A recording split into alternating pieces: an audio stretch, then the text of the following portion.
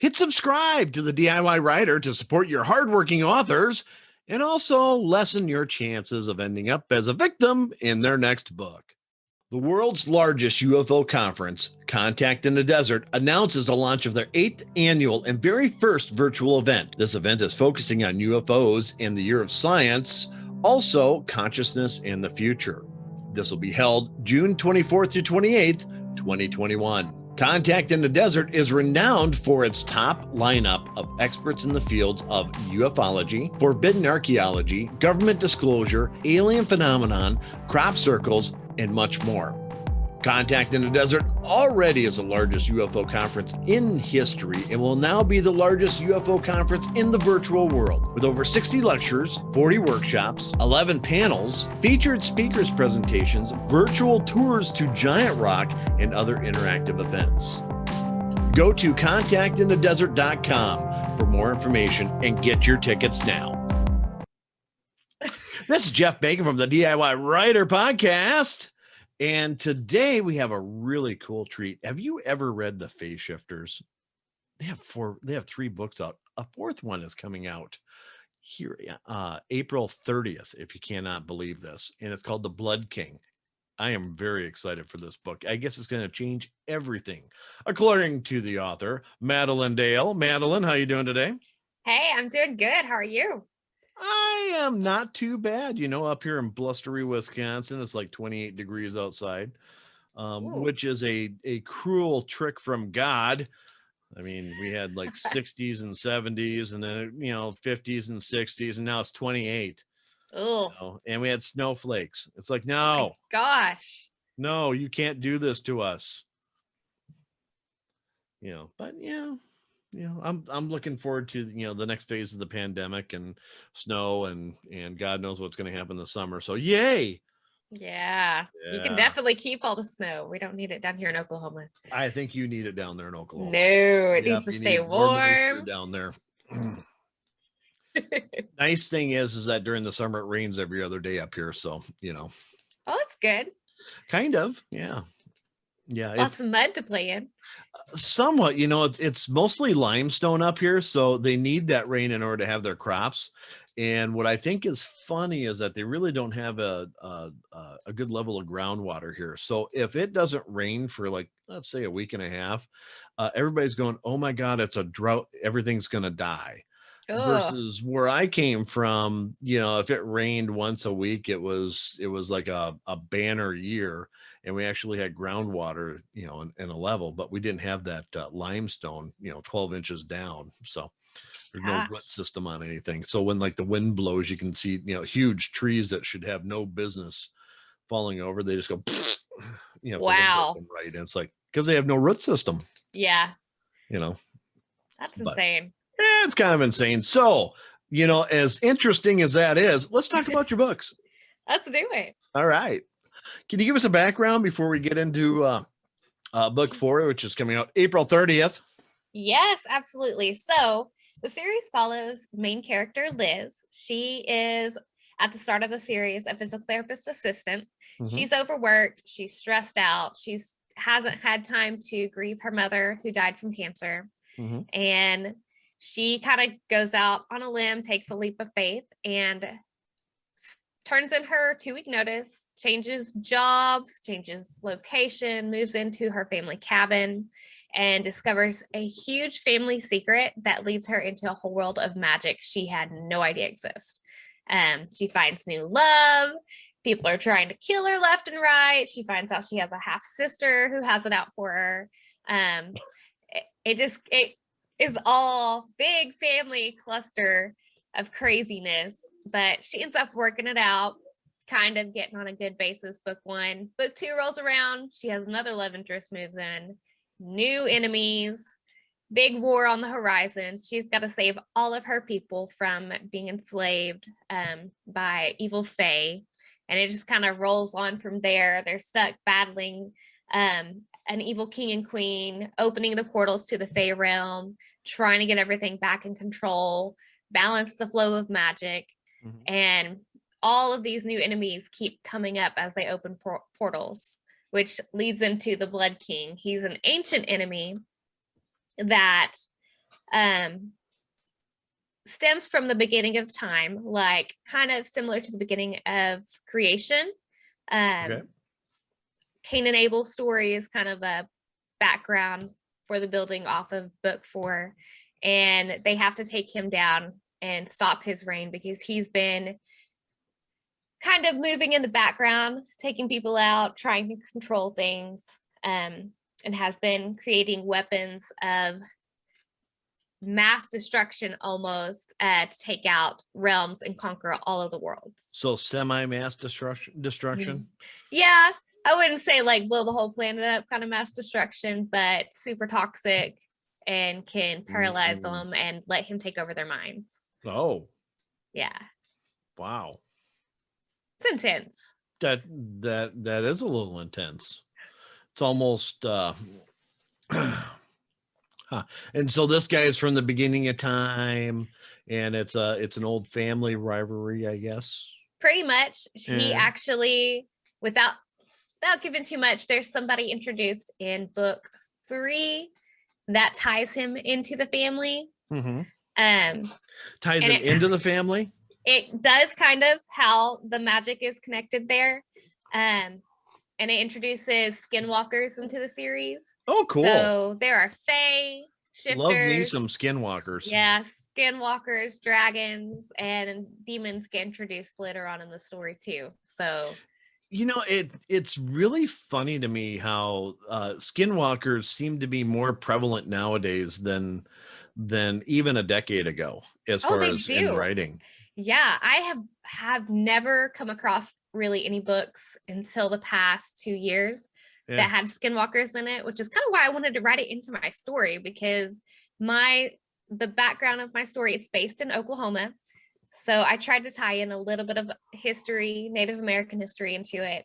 And skinwalkers are a Native American belief. And I'm kind of slowly discovering more as I go of like different terms for the skinwalkers. But that one's ultimately tied into the main story. You know what's freaky about when you start researching the skinwalker stuff is it's one of those things where it's like, okay, your mind knows, you know, the logical mind's going, okay, this isn't even possible. But the more you read into it and the more you read the stories, and if you listen to some of the interviews, I mean, you can tell, you know, when it's Dorothy and Bubba sitting out of their trailer house going, yeah, I saw that flying saucer up there and it was just amazing. You know, it's like, yeah, they saw something. God knows what it was. It could have been a hubcap, you know, I mean, whatever, you know. But then you listen to these Native Americans talk about it and it sends chills down your spine. And it's like, ooh, this might be, you know, closer to real. It's kind of like, it's so unrealistically part of a reality that they have that, you know, your mind is like, well, it could be real. And if it is, oh my God. I mean, I love it. You know, from a fiction standpoint, from a personal standpoint, it's like, like, nope, I don't want to get involved in that. Might be a little more comfortable not reading about it and going back to the UFOs. Yeah. You know. Mine, I toned it down and made it more fictional, my use of the skinwalkers, than the actual stories I read in researching it. Because some of them I ended up having nightmares from. And I was like, yeah, we're not going to make the books that crazy. Like, we're going to have a different side of the skinwalkers. And then we're going to have the regular skinwalkers, like the ones that are actually evil. And then this line that's actually decent. So, you know, again, it's just so cool. You know, it's kind of like I'm doing some research on vampires right now. Yeah. And I've got some books and you know, watching some interviews and stuff like that. And you've got your traditional Dracula, Yeah. and the Twilight sparkly jamming, Yeah.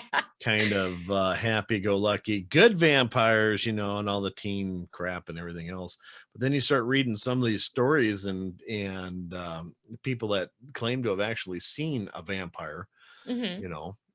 and it's like, this, all that stuff could be based on something, maybe kind of real. I mean, vampirism is considered a sickness for some Yeah. people, I mean, they actually, do get physically ill if they don't have some sort of hemoglobin, Hmm.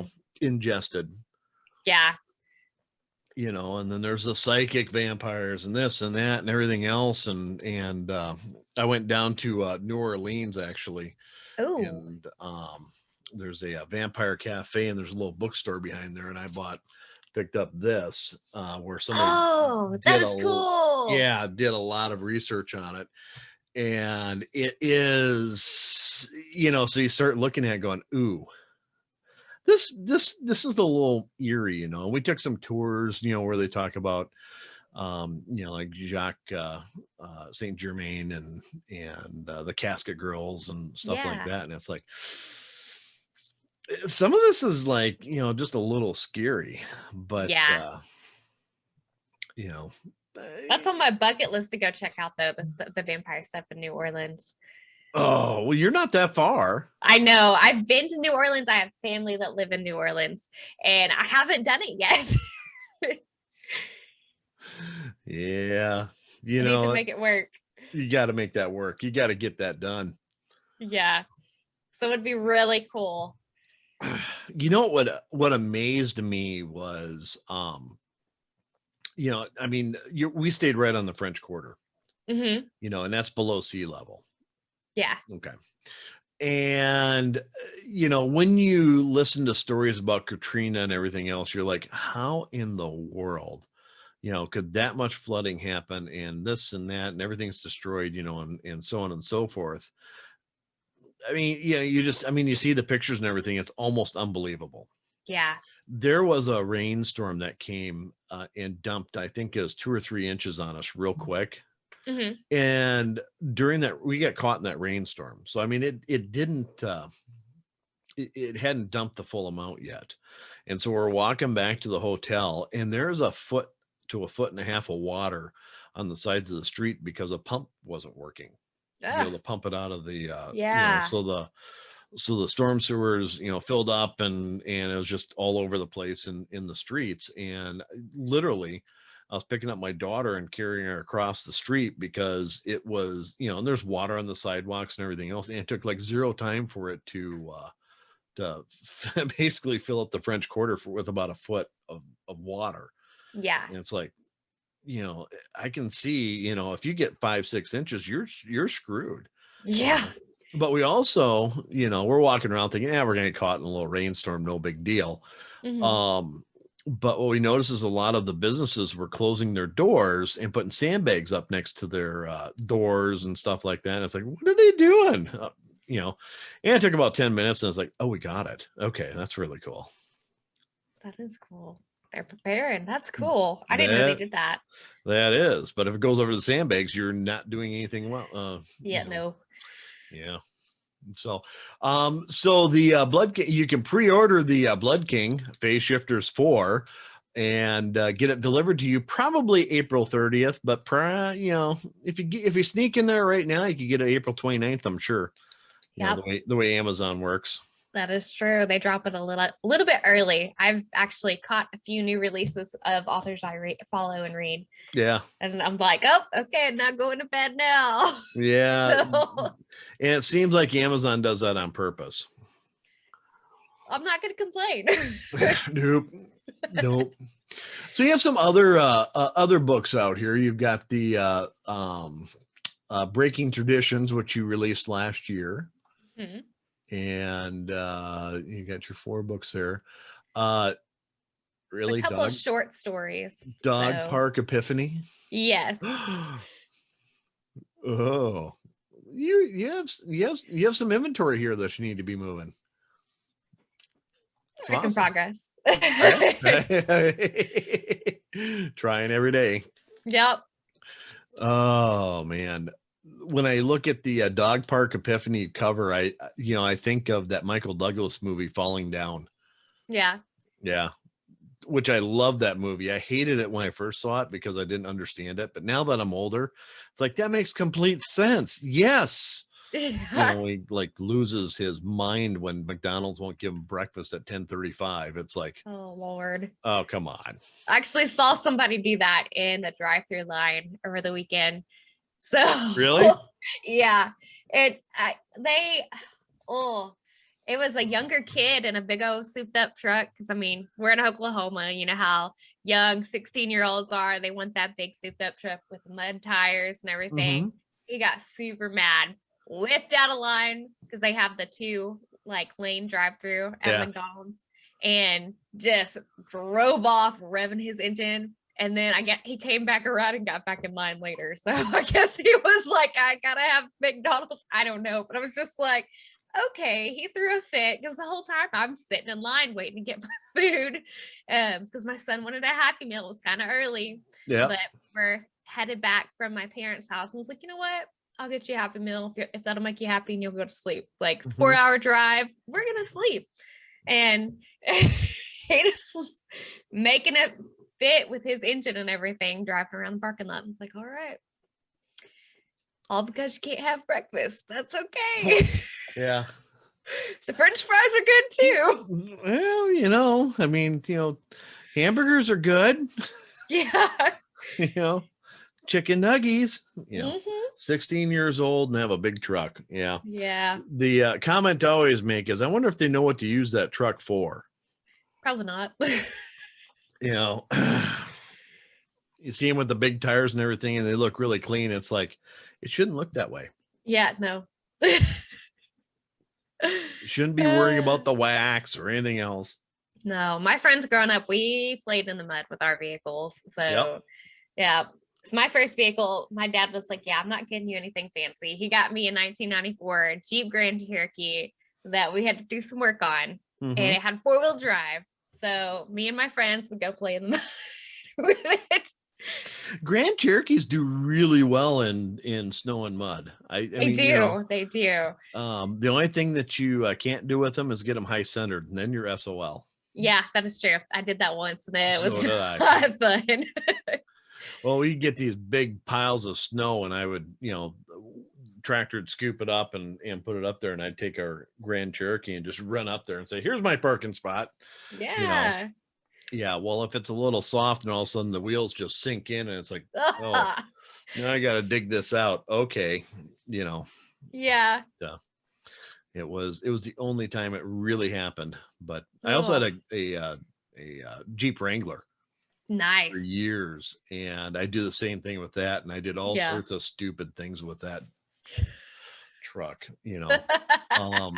The thing that always amazed, I had a guy that would work on it, and there's a stabilizer bar in the front. Yeah.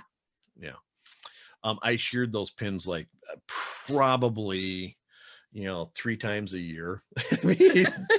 I had extra pins. That's probably a good thing.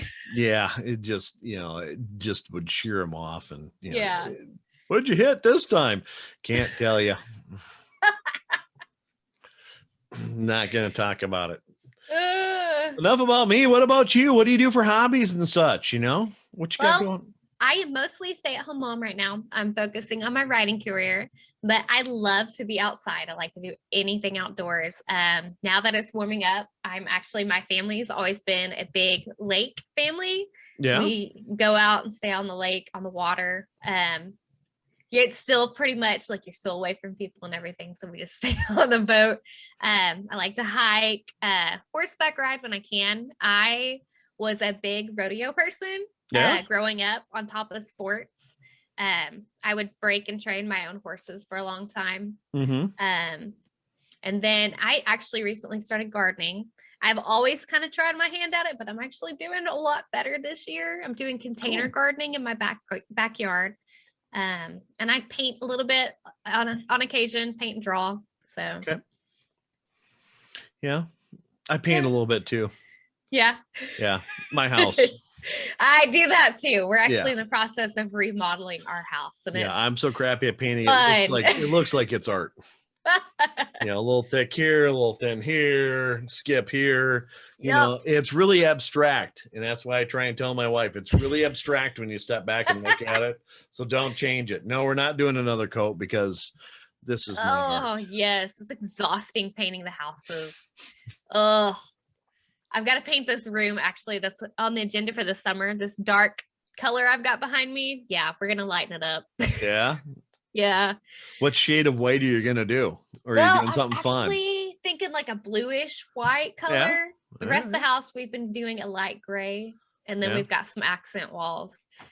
But I don't want to go with a blue-ish color. My daughter, my oldest daughter, moved into the basement at one point in time. And this was years ago. Mm-hmm. And she said, well, I want to paint this my colors. Uh-oh. Okay. I mean, you know, it's your area, so I don't care what it is. And she picked up red and black paint, like barn red paint. I mean, you know, like blood red paint, you know, and that the whole thing was like red and black. And it was, you know, it was a little dark. Yeah. Some of the things that she, you know, the way she did it was very interesting, but it was like, yeah. So note to self, next kid, no, you can't paint this by yourself. And we will have final, you know, we thought, yeah, you can do whatever you want. We're hip parents, you bet. Don't do that. Yeah. You're going to get something that's going to take buckets and buckets of kills to get rid of. Yeah. I think that's what my parents were. They never let us paint our room and stuff growing up. And I kind of get that now. So you don't make the best choices when you're young. No, you don't. Teenage years. Lots of learned experiments. Yeah. I took one of my friends down to it one time. And we had to go, we were going to the back room. You have to walk through her living area. And, you know, we're kind of making fun of how messy it is.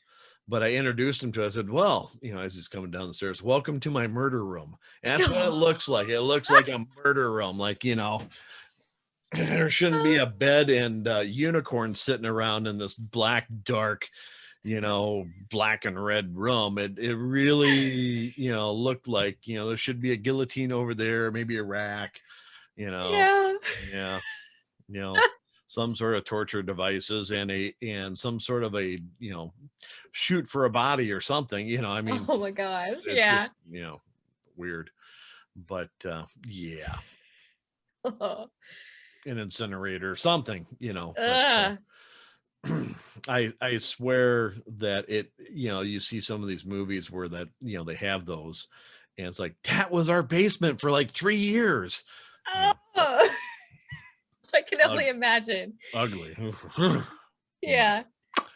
Anyway, so what new projects do you have? You got this book coming out, but you're staying at home and you're writing and you're doing all sorts of stuff, and you do short stories and nice, you know, novelettes, I assume, and full blown novels. So what's next up on the agenda? Right now, I am actually working on. It's going to be a little bit darker. It is a story. The main character's name is Ember, and she discovers that is she on fire? She does. She's gonna have some fire magic, and she's a hellhound. So really? Yeah. And she finds out her father's Lucifer, and it's just kind of her whole world is dumped upside down after a random chance encounter. She runs into a demon that attacks her, and it unlocks all of this stuff in her. She thought she was a latent wolf, and nope, turns out she's not. She's a creature of hell. Her mom has lied to her entire life, and she's going through a crisis trying to figure it out. So she's thrust into this whole world that she had no idea existed too, but she kind of had an idea. It's just not what she expected, because she's kidnapped and thrown into it, and she discovers her powers on her own and has to take down her kidnapper and save her sisters. Oh, wow. Which her sisters are only her half sisters. They're actual wolf shifters. So very cool. yeah. So do you have kind of an ETA on that, or? I don't yet. I am working on that. It's been a little bit crazy around here in the past couple of weeks with like just home improvement stuff and everything. My husband's working a lot, so I'm balancing a lot of like taking care of the house and the animals and doing family stuff and my son. So it actually should be out hopefully this summer. All right. Cool beans. Yeah. You know what I think is fun, and I'm doing this right now, but I split Lucifer and Satan into two different entities. Hey, it makes sense. You know, and Lucifer's really pissed off at Satan because he's been blamed for all of his crap. No, he's not. He's an angel, but he was kicked out of heaven. You know, no problem. But this Satan guy, he's, you know, and it's kind of fun. You know, and pitting those two against her. So I actually make a triad where you got, you know, heaven, Lucifer, Satan, and they all live in different places. And Lucifer really doesn't give a shit about heaven. You know, they can go do whatever they want, whatever. Satan wants to destroy heaven, but Lucifer wants to destroy Satan. So we've got these wars that, you know, that would make sense. That's a good way to look at it. Yeah. So then Satan, you know, is planning a big attack on heaven, and we're going to do this, and we're going to do this to the humans and everything else. And Lucifer is like, he turned his back to me. Uh-oh. You know, that was a mistake. Yeah.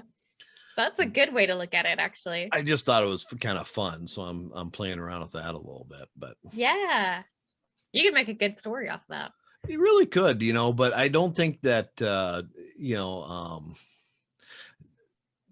I don't know. Sometimes I write some things in the, you know, the,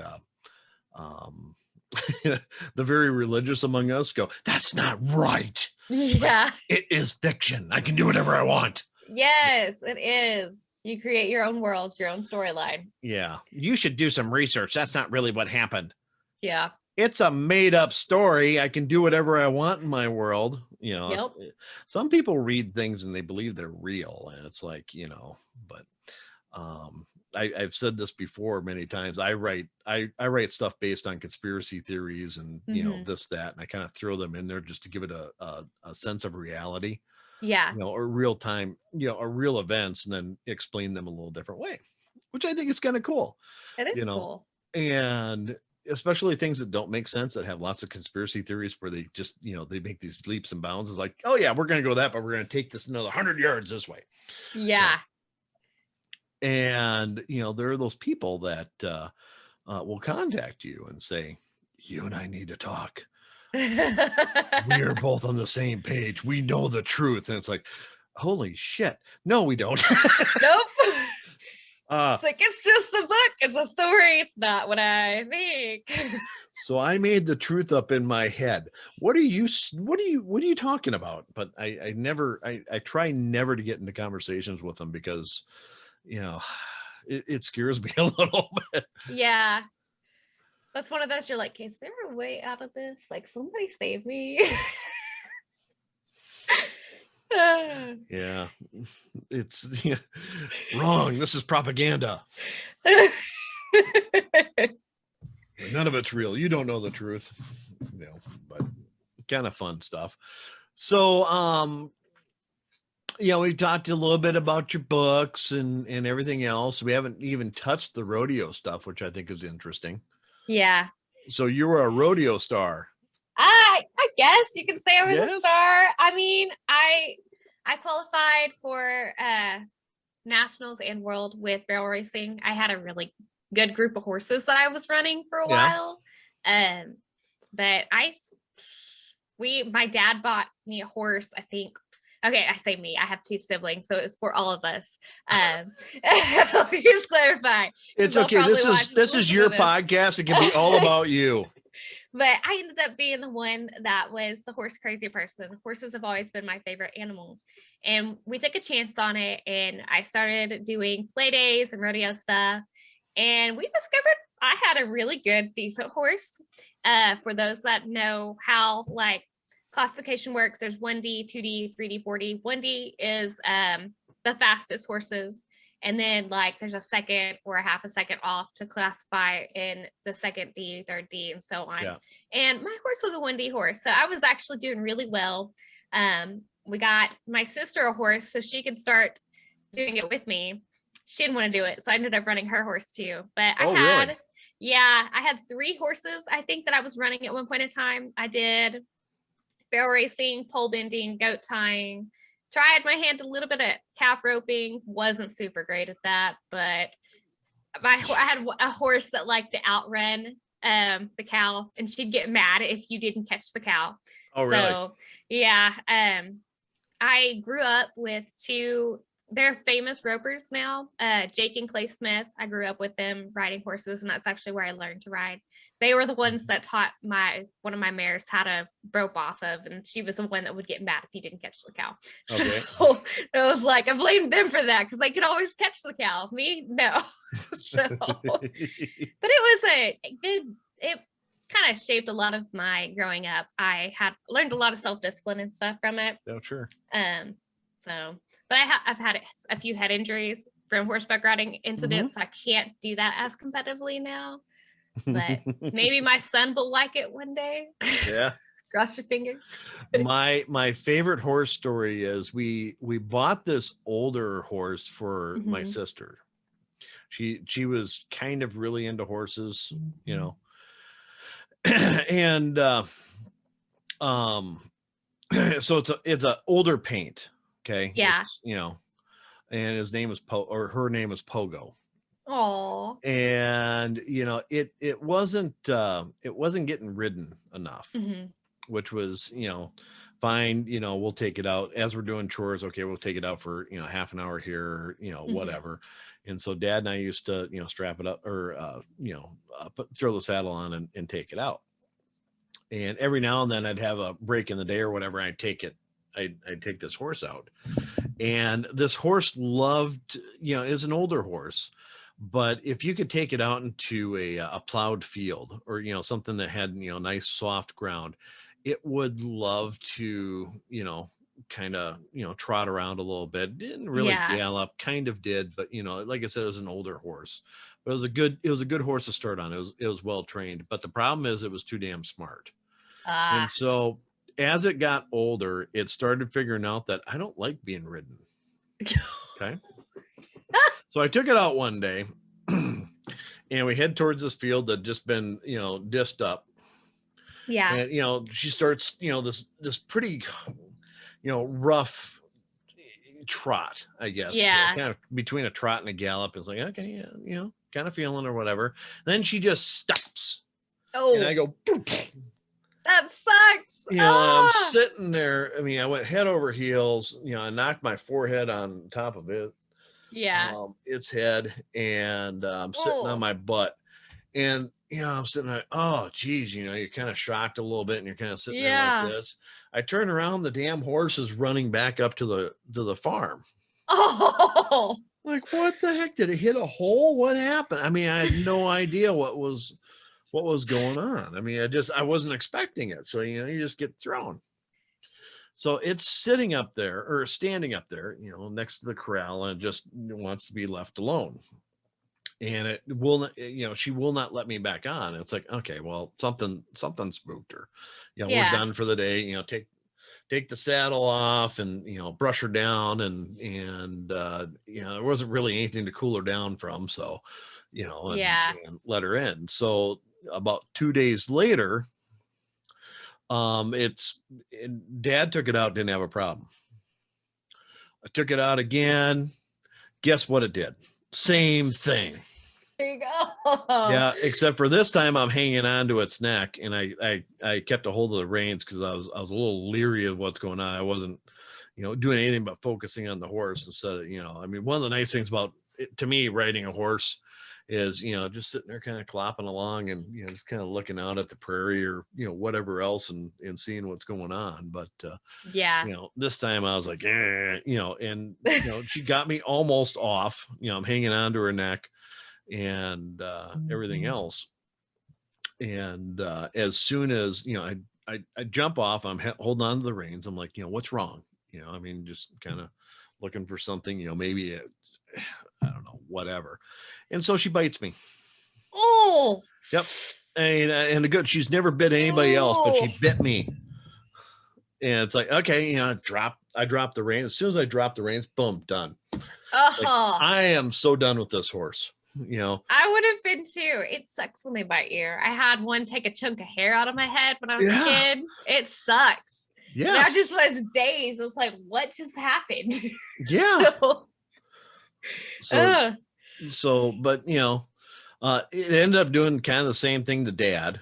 Yeah. And it's like, okay, this horse is becoming unrideable. It's just, and so then we got an Arabian, which that was a fun horse to ride around. And we just basically, there wasn't anything else to do with that horse, but just, let Pogo just run. And it's like, you've done enough. You should be on Social Security. So just live out the days in the pasture, type thing. Hey, that's a good thing for them. Let them just chill, get a grass gut. Yeah. And one day it didn't come up to the barn during winter and drove down about half an hour, and it was on its back with its feet straight up, and it had died. Yeah. And then frozen that position, and was frozen to the ground. So it's like, we're not getting it this, wait till the spring, fall. But our hope is that, it just went, done, and no pain, but God knows. Yeah. Some animal rights activist is going to be, you killed a hog. Nope. Calm down. It died on its own. That's how the ones that I ran, both of them died, I think, while I was in undergrad in college. Yeah. So it was sucked when I got that phone call from my parents. They told me they had passed. So, but the ground wasn't frozen, so they buried them. So yeah, we got Pogo buried. But nice thing is that when you're growing up with horses, I mean, you really do. If you ride, let's say 3 times a week at a minimum, you do miss it once you leave the farm. I mean, it is an incredible thing to do. And even now I kind of yearn to, just go out to one of these places, rent a horse and just go out, I mean, you don't really know the horse, but they're well trained. Yeah. And they're ridden a lot, so they're not going to pull any of that, dump you off crap. And if they do, it's all right. But like all of mine now, the ones that are still living, anytime I come home, I'm like, okay, I'm just gonna put the saddle on you. I'm not gonna ride you. I'm gonna let Harrison ride you. That's my son's name. And they're like, nope. Well, we know this. I'm like, really? You guys are gonna make me chase you down? Like, come on. Our gelding, he's the last one that I did a lot of competition on that's out there. He looks at me, and if he sees anything remotely close to a lead rope of my arm or a halter, he's like, I'm gonna stay in the back of the pasture. Like, I know you'll come get on my back and ride me to the gate. So not doing it. Yeah, he's too smart for his own good. I'm like, all right, fine, I'll go get Shine. Like, we'll say you can stay over there, I'll go over there. So I was years later, I was at a farm. Yeah. And this person had just bought a horse. It was a trained horse. It was an older horse. And they're saddling it up, and they're all proud because they're getting everything right. As far as that goes. And what do they call it? The underbelt. The girth. The girth, yeah. Yeah. So as they're, tightening it up, it's like, okay, do everything else now and then come back and retighten it up, because they hold their breath. Yep. Okay. And he wouldn't believe me, because the person that trained him on putting the saddle on didn't say anything about it. It's like, what do you know? It's like, okay, whatever. That's fine. Do whatever. Guess what happened when they hit the stirrup? Like, these horses are not dumb. They know what they're doing. Mine used to blow up really big anytime I put a saddle on them. Like, you would see them, they would hold their breath, and I'd be like, come on, let it out. We ain't got time for this. But it's fun to watch somebody do that. It's not so much fun to do that yourself, but when you don't quite catch it. Yeah. Sometimes they can be kind of subtle about it. I've had that happen. I can't tell you how many times I've had the saddle slid just enough to where I ended up coming off over the shoulder while we were running. It's just like, come on, I can hang on till we get past the timer. We can do this. The saddle's leaning, and I'm like, oh, we're not doing this. So. Oh, fun. Yeah, there are times that that as much as I loved riding horses, I thought motorcycles were a little bit better. Probably. Which a little less attitude, but unfortunately every now and then I'd be like 3-4 miles away from home in the middle of on a dirt road that got hardly any travel, and then that damn motorcycle do the same thing that Pogo would do. But it was the motorcycle, not me. Yeah, right. So just kind of wrapping up here a little bit, do you have anything you want to tell your fans and readers and anybody else that for writers, like more indie authors, if you're writing, keep with it, don't give up. Marketing's hard, but stay with it. To my readers, keep up with me, follow me. I have more coming out. I am writing as fast as I can. I have a ton of ideas. I have a whole notebook full of ideas of books to come. So very cool. Just one follow-up question before we kind of shut this thing down. So Amazon came out with Vella, which is that series thing. Do you have any plans on utilizing that anytime soon? I am working on it. I've got some ideas. I don't know if I want to turn it into a Vella idea or if I want to make an actual book, though. Like, I've toyed with the idea. I don't know. I'm kind of still researching it. But I think I'm going to try it out. Are you? Yeah. Very cool. I think I am too. I like to get everybody's opinion on it. I do like the fact that it looks like on the surface that it pays better than KD or the page Kindle reads. Unlimited. Yeah, KU.